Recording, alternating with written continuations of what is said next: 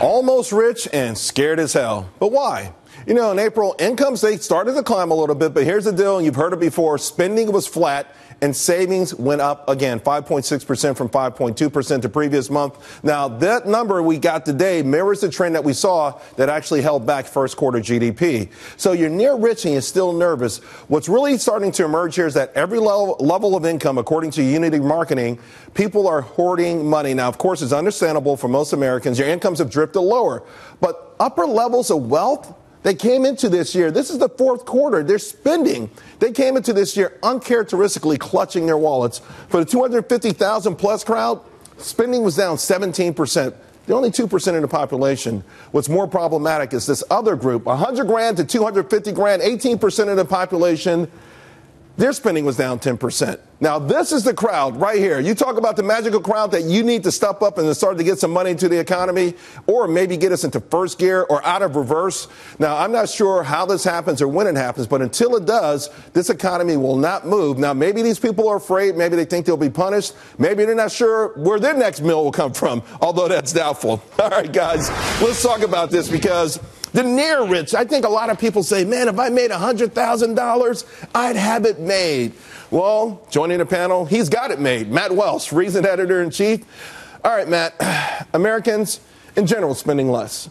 But this news that people so high on the economic rungs are spending so much less, it's kind of shocking. What do you attribute it to? I am totally part of that 18%, and I get it altogether, for sure. I mean, I was thinking about this the other day. The most expensive thing that I have bought in my life that I still own is a food processor at this point. I'm terrified of the future, right? Because the economic uncertainty. But why? I mean, you're a young guy. I mean, why would you be afraid? I mean, you're doing well. You're well known. You probably will make more in the future than you make now. What's holding you back? I don't depend on any of that because the economy itself this is the most faithless recovery I have ever seen. Just to compare us to where we are right now than where we were in 1987, which is the equivalent point in the Reagan presidency, right? And he inherited a mess that was as messy or around as messy as what Barack Obama inherited. This is a faithless recovery. People don't believe in it. They see unemployment going down. They see their profits going up if they've invested. But the lived-in reality, they don't have faith in it, and I totally get why they spend money. I agree with your point about the faithless recovery, but I actually think it's more than that. I mean, you look at the companies that went out of business at the start of the crisis, and you look at even the economy, the disruptors. You look at a New York City taxi medallion, which was the surest bet going, has lost significant value because of a Lyft or of an Uber. You look at mature business persons. The fact is their ability to stay in the same job, that is no longer guaranteed. Our manufacturing business way back. So I do think there's a fear factor that I'm still trying to get my head around. Let me ask you, Scotty, is there some... I always think Main Street gets it before Wall Street. So you always talk about a canary in a coal mine. That's used for a lot of different things. I feel like Main Street is the canary.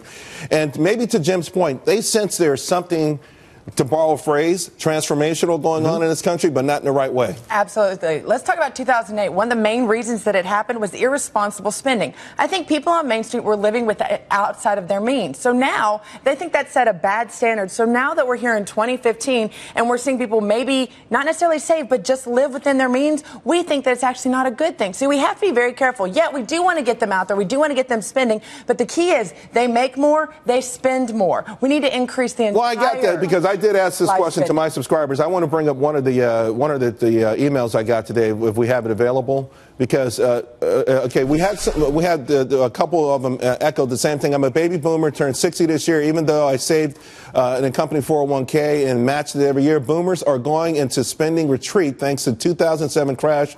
By the way, I am in that 100 to 250,000 bracket. To your point, Scotty, but Jim Awad, the $250,000 bracket and up. They pulled back spending 17%. That's beyond being responsible. That, to me, sends up a red flag that they know something is wrong. Yeah, and if you're right that Main Street gets it before Wall Street, then we are going to get that correction that Carl was talking about. But I think if you look at where the people who make $250,000 live, I think you'll find many of them in urban areas where the cost of living is high, where college education can eat up a good portion of that, and where it really has been a recovery where the rich have gotten richer, and the average, and 250 in New York City is average. Right. For a lot of people. So it's tough, Hillary, keeping up with the Joneses. Right, and you have to look at who are these people who are not spending? Where are they demographically in their life? And I think that this goes to the point that Matt and Jim have, which is at a certain point, am I going to have a job in the future? And that's what I'm hearing. But we're talking about relative success. If you think about it, if you're making 250 grand, you should probably be. I would be a lot more worried if I was making 35 grand and a job. They're worried. But they're worried. What are they worried about? They're worried that, I'm 60 years old. Hopefully, I'm going to live to 95. I have to save money for my grandchild for college. I have to save money for my child. But what if they're 49 years old and they've got about 3 or 4 raises left in the pipeline? Well, one thing that they're going to worry about is that we haven't had interest rates go up in 7 years. What happens that moment? You don't want to have debt in this economy right now because when something has gone on for 7 years, we forget what it's like when something changes. And you think instinctively people feel that? We got 90%. I mean, the debt to GDP ratio is terrible right now. We got this huge baby boomer entitlement wave coming through. We've got a lot of uncertainty. And listen, that $250,000, that's very unsettling. You're forgetting that's a higher tax bracket. That's more insurance they're having to pay. It's not the $250,000 that it used to be. All right, I got to go. And by the way, I'm not forgetting about those taxes. I can never forget. I wish I could. Hey, we've got an